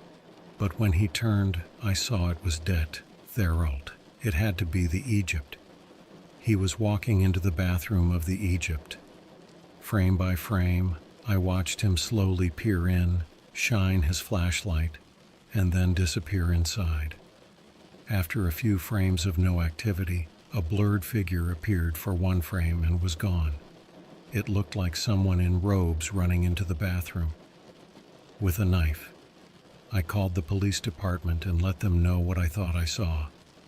Then I hopped in my car and started driving out there myself. I don't know what I hope to do. I'm not a fighter. I'm a data analyst. But I couldn't just watch something happen. The whole way I told myself I was doing something stupid. When I got there, the parking lot of the post office was completely empty. Even the detective's car was nowhere. I parked in front of the pub Egypt and went in. It was set up just like in the past. Computers everywhere, a sign-up sheet on the counter, and no one there. I called out for the detective, but I got no answer at first. Then I heard a response. It took me a moment to recognize my own voice. It was the conversation I had with Angelica. Coming from one of the computers, on the screen was my old homepage. After all that time, I knew it right away. The animated skeleton GIFs and links to conspiracy theories and Heaven's Gate. That page was deleted almost 2 decades ago. On another computer, I saw a video of a middle-aged couple staring into the camera, like they were watching me, and a little girl peeking over their shoulder. The woman said, "It chose you," and the man was shaking his head slightly. He looked frightened. Then another computer started playing a song. I didn't know it, but I recognized the sound of Vanity Fair again. That made it click. I'd just walked into a trap. I had to get out, but I couldn't. These people started coming inside. A middle-aged woman with long black hair, well-dressed. An older businessman, it looked like. A rough-looking homeless guy. More and more people crowded in without saying anything. One of them was Angelica. I just knew it. They were moving toward me. I tried talking to them, but their faces were blank, emotionless. They didn't seem to hear. I ran into the bathroom and closed the door behind me. It had a simple turn-the-bolt lock, so I locked it. I pulled out my phone to see if I could get the police, but there was no signal. That's when I remembered the story about the guy knocking on the wall. Maybe there weren't bricks on the other side. I knocked for a hollow spot and started kicking a hole in the drywall. I tore the rest of the hole open with my hands. There was space back there, but it wasn't a way out. Or not, obviously. I used my phone's flashlight to look inside. The space was about 2 feet in width to the brick wall. I stepped in. A computer was running in the far corner of the space. Just the tower, no monitor or any way to interact with it. I heard those people breathing outside the door. They weren't trying to open it or beat it down. They were breathing heavily against it. Then I saw something moving under the door frame. I thought it was a finger slipping under, maybe trying to grab a shoelace or something. But it was too pink. It was a tongue. One of them was licking under the door. That scared me enough to go deeper into the space, stumbling over pieces of sheetrock. I tried to follow the lines on the computer to see if they went outside, but they didn't. So I grabbed the tower and used it to beat against the brick wall, hoping to knock the bricks loose. They didn't budge, but the computer was in pieces. I gave up. As I climbed back to bathroom, I noticed 2 things. One, written above the hole I just made. The hole had been painted. The other, it's not sheetrock I was stumbling over. It was bones. I hurried out and sat in the bathroom stall for what felt like hours. I didn't come out until date. Darrow showed up. He said no one was out there when he arrived. All the computers were gone when he took me out. He said he hadn't been there all day. Also, he had no idea what dog I was talking about, but the bones were there and very real. He said we'd have a lot to discuss in the next few weeks, and that I needed to quit meddling. I agreed. I'm done. The B guys, Moses, Angelica, go for sites. They can do what they want. I'm done. Oh, if anyone's interested, I did look up the song I heard. It was Come Tomorrow.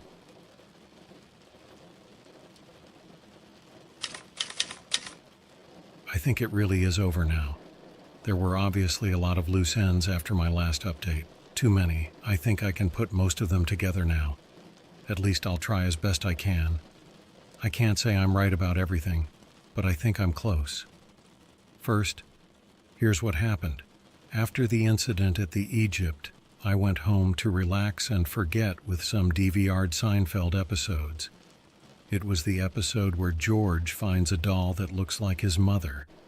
I was letting my mind blank watching screen, but I noticed the sound was off at times. I tried turning the TV and DVR on and off.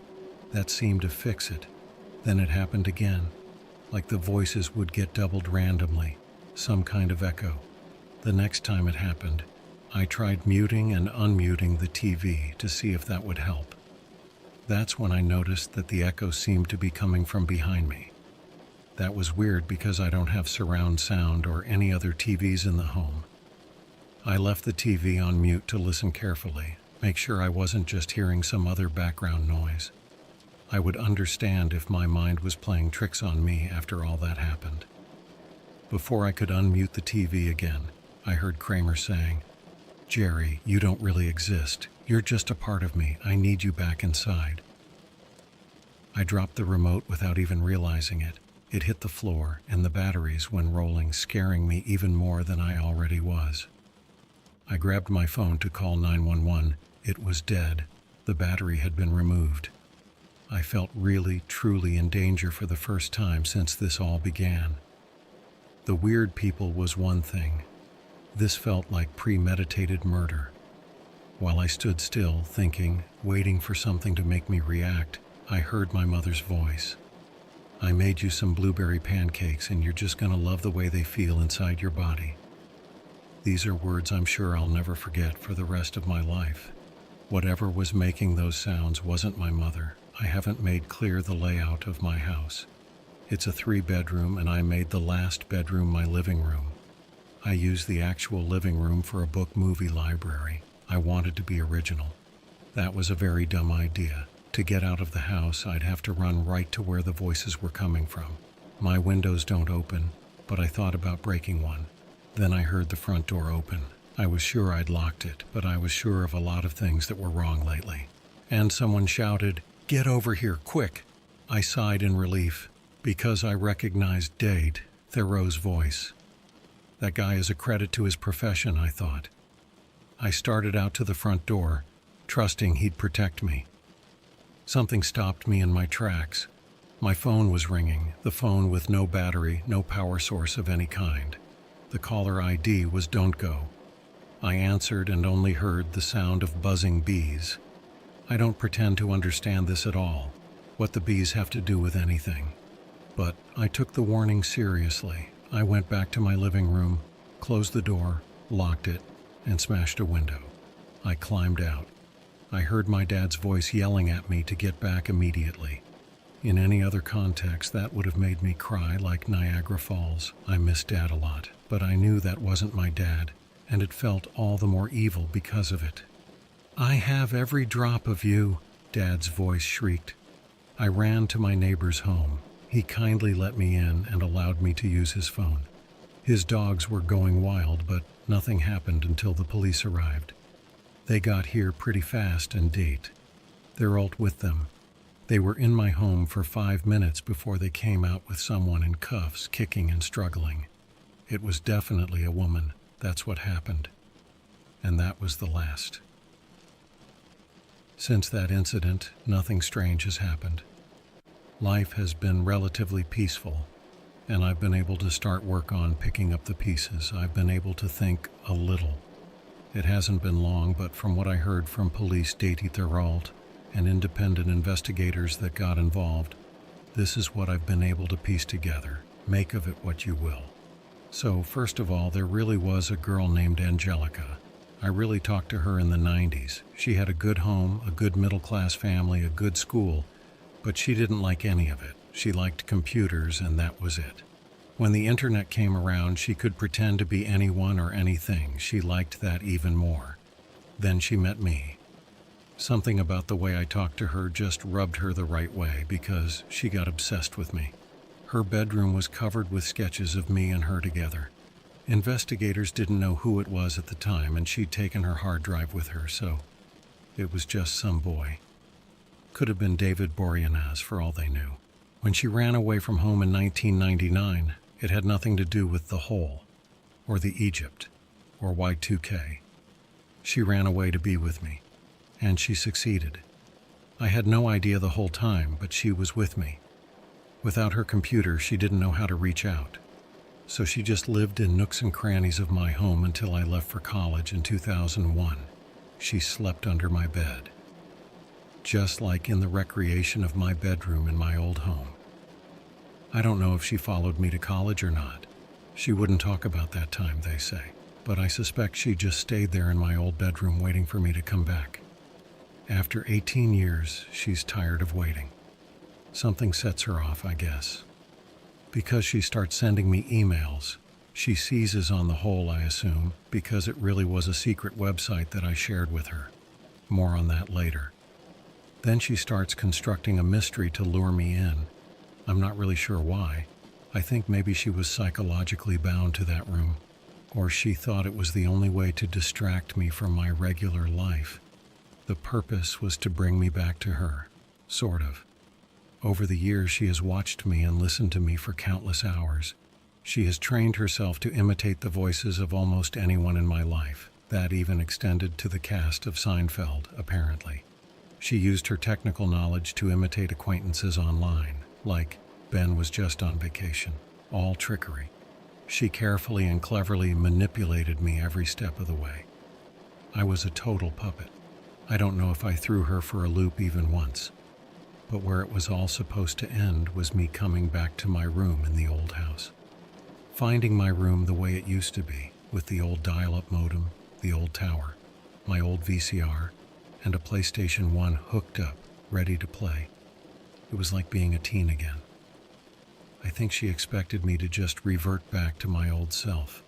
Maybe she thought she'd finally come out of hiding and we'd get to do it different this time. Maybe it was just nostalgia and hyperdrive. Either something I did ruined it, or she couldn't bring herself to come out of hiding because it didn't end there. So she kept the mystery going, dragged me back to the Egypt by imitating Ben and the detective, hired those people to spook me. What did she expect to happen from there? I don't know. I can guarantee she was reading every one of these updates. Maybe seeing her name involved in my life story every week was enough for her. It's sad, but it's also terrifying. That kind of obsession never stays satisfied for long. That was Thoreau's words. I'm not that philosophical. He told me if I had gone toward his voice that night instead of going out the window, I'd be dead. He wouldn't tell me what she had planned for me. He said I'd sleep better never knowing. The uncomfortable shake in his eyes told me all I needed to know. If it could upset him, it had to be pretty bad. That leaves an awful lot of mysteries, right? What about the Egypt, Joseph Van Eck? Where'd the pop-up pub come from? Well, the pub is easy.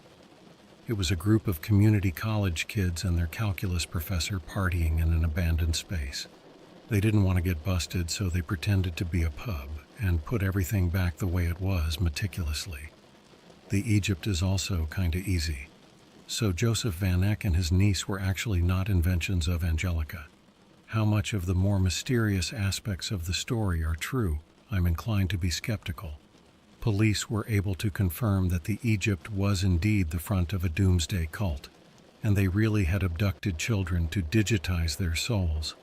The niece knew about this and said nothing. I was introduced to the whole through the Egypt. The website, probably created as a joke, was mysterious enough to captivate them. They believed it was something otherworldly. Angelica knew about it through me. She was never involved in their sessions. I was. They drugged us and would have us stare into the hole. Then we had to look away and feel our souls being digitized. The teens who showed the most promise or facility for brainwashing were taken. That's an active investigation now. The bones in the walls were adult bones. The teens have never been seen since. Neither have the Van Ecks, so nobody knows what they did with them. I'm just glad I wasn't good enough to be one of their chosen few, and that's it. That's what I know. It doesn't answer everything. Like, whose bones are in the wall? How did Angelica know so much about the Egypt without having any connection to them? Some things time will tell, some things we may never know. I accept that.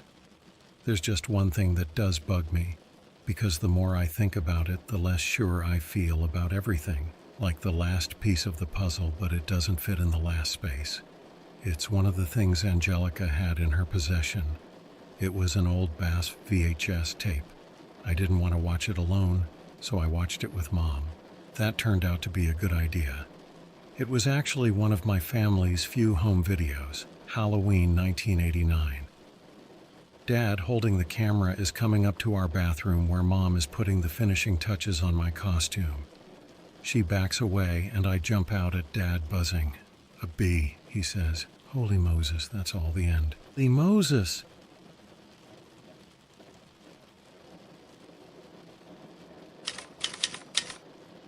My last update. For historical purposes, I'd like to thank you all for bearing with me. I realize I owe you an explanation, and you'll get it as much as one is possible. I'm writing this from a public library. I didn't want to take any electronics with me. It just makes me too vulnerable. After I left the Egypt for the last time, I came home and settled down to watch a DVR'd episode of Seinfeld with some chai tea, anything to rest my nerves.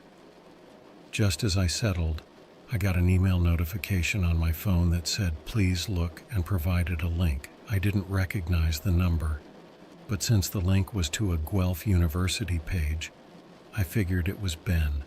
The link brought me to the webcam that Ben found weeks ago on the Gopher server. I was regretting my decision to trust it already. I felt fear, frustration, and anger welling up because I just wanted to be left alone and I couldn't get any peace. Soon, it was only fear I felt because I noticed something happening. The trunk of my car was opening. When the frame updated 4 seconds later, the trunk was fully open and someone was slithering out. I guess I was mesmerized because I just kept watching, waiting for the next frame update. By the next frame, he was standing at my door. I went to my front door and looked out the peephole. No one was there. I looked at my phone again to check the webcam. Someone was, or should be, standing right in front of it. Maybe it's something that happened in the past. I looked through the peephole again, and it was blocked. It took a moment to realize I was looking right into someone's face. An awful, hate-filled face. I took my phone with me to my office and locked the door. I heard my front door knob rattling and then open. I knew I'd locked it. I don't know how he managed that. Whoever it was walked in purposefully right to the office like they already knew where I was going. I didn't have much confidence in the lock. I expected the door to fly open immediately. Instead, I heard a weird, distant voice. It sounded like the weather radio, saying, "Why did you leave?" I called 911. I heard the operator pick up, but I couldn't speak. The door opened, and this person walked in. His face was hazy, but it was familiar. He had some kind of weapon. He forced me to get on my computer and go to the hole. He walked me through each step. I didn't have a choice. I did it. After all those years, there it was. The same bland page that seemed to do nothing, but I could feel it like fingers poking in my brain. It was like I was still in my office, but that guy was gone. So were other things. I could see things that were always there but weren't really there. I guess you'd say they're in other dimensions, but that's not right either. And it wasn't like here, where things are ordered and make sense. Everything was ordered wrong. I was still on the phone with 911, I realized. I tried to tell the operator that the man was gone. Nothing I said was coming out right, and the operator was telling me, "You're in big trouble when the captain arrives." "You ever heard of phreaking?" Ben asked me. It was disorienting, but I knew right away I was looking at Ben. And I wasn't in my home. There was a guy standing with Ben that I didn't recognize. I asked if I was in Guelph and how I got there. He assured me I was in a motel in my hometown. He didn't trust technologically facilitated communication anymore, so he came all the way to talk to me. And he introduced his associate as Milky. He'd found him holed up in a Catholic commune in rural Ontario. They said I was in serious danger. Milky spoke then. His voice was slurred. He was aware of it because he apologized for it. He went on to tell me what happened to him. He said he'd been a part of this hacking community for years. Nothing for profit. Just good old-fashioned mischief. They especially liked dicking with fringe and religious groups they started on IRC. When the WWW became the thing, they migrated to a web forum. One day a hidden link appears on the forum. Other members try to scrub it and insist that no one touch it. One of the guys on the forum, one of their oldest members who fled the Soviet Union back in the 70s, says he knows what it is.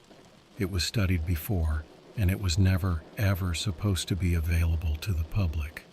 He'd seen what Stalin could do, what murderers could do, and he wasn't scared. This thing scared him. It sounded like a put-on. Milky said this guy had a healthy sense of humor, but the guy swore it was real. He said it started way back when the first computers were being networked, the electrons and other particles that are brought together and herded about in making these connections leave empty spaces of nothing where they were. It's like an anti-net. And the more and more we connect all over the world, the more this anti-net grows. "And what's so scary about that?" someone on the forum asked, and he replied, "Just because it's empty space doesn't mean there's nothing in it." He wouldn't elaborate on that, no matter how much they tried. Milky figured the guy didn't want to make them curious about it. That failed. He was very curious about it more than ever, so he clicked the link. He remembered being disappointed by it, because it was just a blank page. But after clicking it, he started to notice strange things happening. He lost track of time. He'd be told by people he knew that he'd done things he had no memory of doing, or even that he couldn't have done because he was doing something else. This one time he heard his dog barking. It was 3 a.m. He got up to see what was going on. The dog was standing in the entrance to his living room just barking nonstop. He expects to find a mouse cornered in there, but he said he remembers being so startled. He tried to scream, but no sound would come out. 2 men in business suits were sitting on his couch. He immediately thought of a mob hit. But it's Canada. What mob? He turned on the light. They didn't flinch. They looked like normal businessmen. They were staring at the floor. He told them to get out of his house or he'd call the police. They just got up and left. On the way out, one of them said, "You asked us to come and sit here." He never saw those men again in his life. Another time, he called his brother in Vancouver to wish him a happy birthday. They had a pleasant chat and he hung up the phone, went about his business. About an hour later, it hits him like a punch in the gut. His brother died 2 years ago. He always called him on his birthday. He just did it so reflexively, and when he got an answer, it was like old times. So, who was that he was talking to? His story sounded a lot like the ones the fake real Angelica told me about when I talked to her weeks ago. So either I was speaking to the real Angelica then, or maybe this wasn't the real Ben and Melke. I guess I couldn't be sure about anything anymore. At least it was less scary to believe they were real.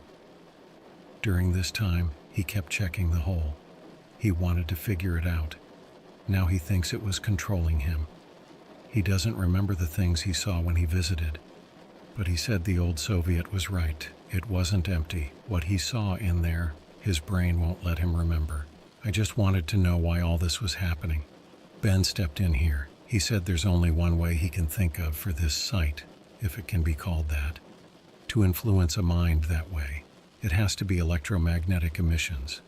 It must somehow be able to read them off of us and produce them as well. It's a technique that was experimented with as a form of freaking, but never with biological systems. As to why, he doesn't think there's any purpose. It's just there and does what it does. It's the antinet. It introduces emptiness, division, and chaos instead of connection. That's just a byproduct of its existence. And its existence is a byproduct of the internet. Like angry Facebook arguments are a byproduct of the internet. It was never supposed to be something you could just navigate to. It was theoretical. A thing a few computer scientists knew about. Somehow someone leaked it out there, and it first appeared buried on the Heaven's Gate website. After they committed mass suicide, it spread. Hacking sites, gothic sites, conspiracy sites, the fringe of the internet. That was a lot to take in, and I'm not sure how much of it I really believe.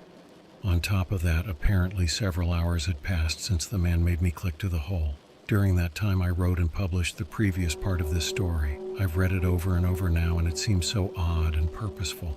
The only part of it was true is that I was watching Seinfeld. And I really did dress as a bee for Halloween once. But my dad never touched a video camera in his life. Milky said I'd placed a link to the hole in that post, but he took the liberty of editing it out. There's no way to destroy the antinet. What we can do is make sure there are no more links to it out there. The thing about the internet is, it's really hard to delete anything. I suddenly remembered what the 911 operator said to me. I asked Milky, "Who's the captain?" He was shaving when I asked him. His hand stopped moving. I saw in the mirror tears forming in his eyes. He was visibly shaking. He said, "Captain Meat. It looks like a dog." Then he went back to shaving like nothing happened. Later, I thanked Ben and Milky for saving me. for risking so much, really, especially Ben, and for trying to warn me with the link to the webcam. But both of them denied ever sending that text. They asked to see it. They couldn't figure out where it came from. They checked the link to the webcam, too. It still worked. There was the front of my home, my car with the trunk still open. We watched it for a few frame updates before Ben noticed. Someone was in the trunk. It was dark and grainy, but that was definitely someone in there. And I shuddered when we all agreed that whoever that person was, they were looking right at us. We turned it off. I think I'm closer to solving this than before, and I'm not so alone now. I realize I won't be able to just relax and avoid it. And there are other victims out there. People like Angelica and the other missing kids. I don't know. I don't know how much I believe in real life right now either.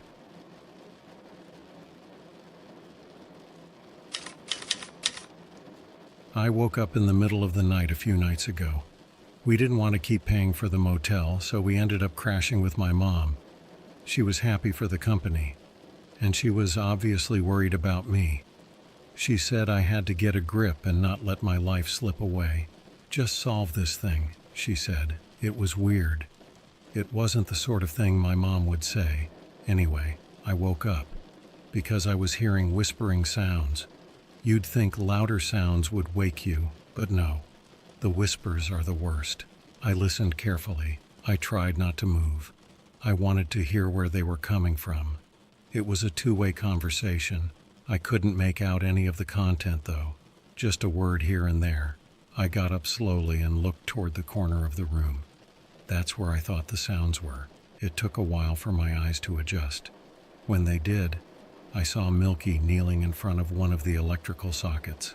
He'd whisper something into it, then turn his head and wait, and whispers came back. He saw my looking then and said, "Some trick, huh?" I guess it was ventriloquism. But why do that alone in the middle of the night? My nerves were shot. I got out of bed and went out to the kitchen for water. I could see someone standing out on the front porch through the kitchen window. Figuring Ben couldn't sleep either, I went out to ask him if Milky was really okay, because he didn't seem to be. I flicked on the outdoor light and stepped out. But it wasn't Ben out there. It was Milky again. He tried to tell me something about constellations, but I walked back in. Something wasn't making sense. There was no way he could have gotten out that fast. Some trick, huh? I went into the living room. The TV was on. It was the episode of Seinfeld where George finds a doll that looks like his mother. That made me uncomfortable, so I changed to another channel. The program guide said the Ninth Gate would be showing. I always liked that one. But instead of the Ninth Gate, it was the Ten Commandments. Very different movies. Only one number off, though. I guess it was near Easter, so it's not that odd. Seeing Heston's Moses posturing with the Egyptians struck me. I never did get to speak to Holy Moses. I let myself be distracted, chased off, or both. And everything happening just seemed to be getting more and more filled with coincidences and connections that weren't adding up, or added up too well, which is the same thing, if you ask me. I started up Mom's computer. It still ran Windows XP. It was Dad's computer, and she doesn't like change. I had to download MyArc. As soon as I did, I connected to EFNet. This time I was going to talk to him. He wasn't hard to find. Just a whois, and there he was in H1991. He was the only one in there besides me. Before I could send him a message, an email notification appeared on screen. I guess Mom had it on auto start. The notification caught my eye because it said it was from Date. Their alt subject information requested. I shouldn't have, but since it was from the detective, I felt it had to concern my situation. I clicked on it and read. He said, "As we discussed, here is the documentation on the dental records with the doctor's signature." The attached document was about the skeletal remains found in the Egypt. I felt a sudden wave of horror because I thought I knew what was coming. Dad's bones somehow got in there, But I was wrong. They matched the skeleton up to my dental records. Mine. The detective concluded with, "I don't know who that man is, but he is not your son." That was just absurd. I knew my own mother, for Pete's sake. I thought about deleting the email, but that wouldn't do any good. Then I started piecing things together, wondering if maybe I really was dead. Or maybe I was an imposter, and that's why I had memory lapses. Then I remembered I was just about to message Holy Moses. Why did something always happen when I was about to message him? I went back to IRC and sent a private message asking, "Who are you?" No response. I got a sudden message from U47284U telling me, "Do you know where your mother is?" I ignored him. I sent another message to Holy Moses. "Do you know what's going on?" No response. U47284U wrote, "Are you sure she's okay?" I took a chance on what I remembered from Angelica's story. I sent Holy Moses a short message, M. This immediately triggered a file transmission, which I accepted. It was a video file. It downloaded in about 5 minutes. If Holy Moses was as old as they claimed, this video would have taken a day or two back then. The video was called Freedom.move. Milky came in from outside, stood a few feet away from me, and stared at me. That was unnerving enough. Then the pantry door started to open. Ben stepped out. He had to have been sitting cramped in there all that time. He also stood still and just stared at me. My mom came in from outdoors. Why was she outdoors and where? She joined Milky and Ben. "What's going on?" I asked. They didn't speak. I felt the tension in the air and the assurance that something would happen. The suspense and stillness was getting worse than anything they could do to me. My heart was beating so fast, and I had been hearing a dripping sound for a minute or two without paying attention. Too much was going on. Now I looked to where the sound was coming from. I saw fat beetles crawling out from Milky's sleeves, over his hands, and dropping to the floor. What is going on? I think I was so afraid I couldn't feel it anymore. Slowly, I grabbed a loose USB dongle, attached it to my phone and to the computer. I'm surprised that old computer could read the phone, but it did. While they stared at me, I transferred the video file to my phone. I unplugged the dongle, took my phone, and ran to the bathroom where I locked myself in. I heard feet shuffle up to the door and stop there. I turned on the shower to drown out sound, and then started watching the video. The webcam being used was severely damaged by the looks of it, but I could make out a very sickly-looking older man. The audio was distorted, and I had the shower running, so I had to start it over and up the volume. The man said he's been trying to warn me. The dilaton distortion in the hole allows him to send messages during brief windows. "If I am listening to this," he said, "I am in the hole and have been for a while. Other things are also in here." While he spoke, I kept hearing screams in the background of the recording. Some sounded closer than others. He said these things don't want me going anywhere. I need to get out before it's too late. He knows, he said, because he's me. The last thing he said before the video ended abruptly was, "the birds and the bees." I couldn't leave through the door, so I pulled up the blind to leave through the bathroom window. I almost shrieked when I saw my mother's face pressed up against the window. I was trapped. I thought about pushing through anyway. But I couldn't hit my mother. I just wasn't raised that way. I could hit Ben or Milky if I had to. So I took the door. Nobody was there. That just made me worry about where they really were. I stepped outside, and still nobody there. I hurried to my car before Mom could come around from the back. Then I heard rapid footsteps. Ben was running right toward me from way down the street. As he got nearer, he started shouting, "Stop hurting me!" But he didn't look in pain. He looked in a rage. I got in my car and started backing. When he got to me, he was pounding on the windows, still screaming. I drove straight back to my home, leaving them all behind. The only explanation could be that I'm in the hole. whatever that means, because there was no other way Ben and my mom would act like that. But when did that happen? What does it mean? What's real? Is any of what I'm writing really making it online? I don't understand any of it.